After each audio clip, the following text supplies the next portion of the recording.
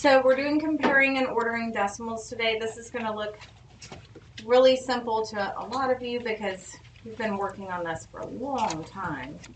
But I'm going to show you a couple of things that'll keep you more successful with the 5th grade comparisons. You're going to see a word that'll be a new vocabulary word. It's called inequalities. And this word tends to throw kids off when they see it.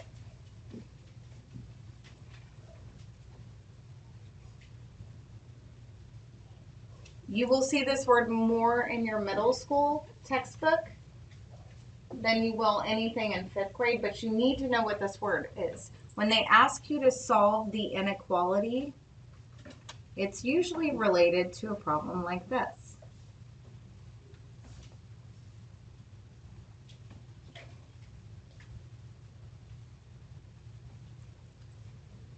Everybody good with greater than, less than, equal to? This is the big kid word for greater than, less than, oops, wrong way, less than, or equal to. So when you're graphing inequalities, they're just asking you to compare these two numbers to see which one's the largest. Now there's a trick I show kids to do, because a lot of times they'll put numbers together that are very similar and they'll just flip a couple of things around. And especially kids that like to go fast through math will make silly little mistakes. When you're given inequalities to solve, if you cross off the numbers in the place value, the spots that are the same, and focus on what's different, it will keep you from making a silly mistake. The 4, I don't care about. The 3 in the tens place, I don't care about. What's bigger, 18 or 81? 81. It's really, really hard to make a mistake on this if you take 2 seconds and cross out the numbers that are the same and focus on what is different in the line. I'll give you another example.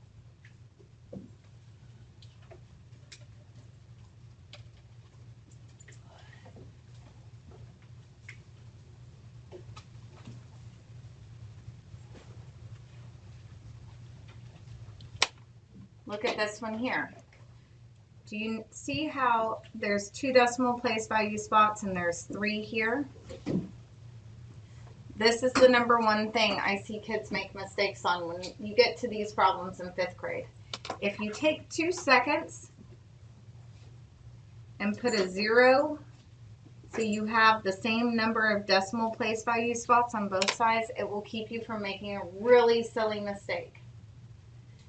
I want to make sure I'm comparing with the same number of decimal place value spots on both sides. You have to make sure they're even. Now, when I do that, the 14s don't matter to me. And now I've got 40 and 142. Which one's bigger? 142. Uh-huh.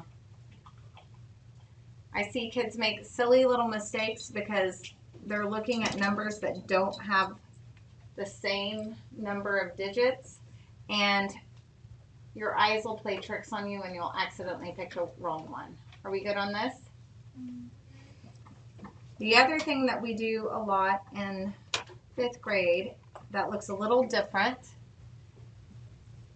is ordering decimals. Now, the kids in my small group this morning that worked with me did really well on this, but I've already had kids accidentally doing least to greatest instead of greatest to least. You're going to get a list of numbers that'll look like this, all mixed up, all different numbers of place value spots. This is very common for what they're going to ask you to compare and order.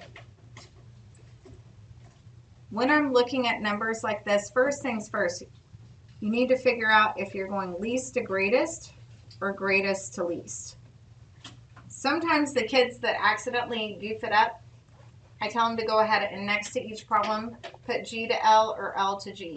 So you don't accidentally do what you did on the problem before. It's very, very, very common that kids do this. Then we're going to turn our line paper sideways for a second. And we're going to write all those numbers and line up the decimal when we do it.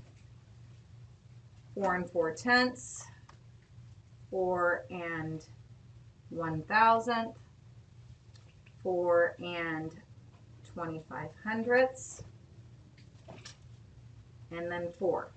Do you see how those numbers are all very different looking right now? We want to line them up so all the kids have their backs against the wall and everything's straight. So I'm going to put zeros in all my empty spots. And for whole numbers, you need to put a decimal after the whole number so he matches the other guys, just like we dressed up the fractions. Okay? If they throw in a whole number, go ahead and give them a decimal. Did I change the value of that 4 by doing that? No, it's still worth 4. I just dressed him up as a decimal so he could look like the other friends in the row.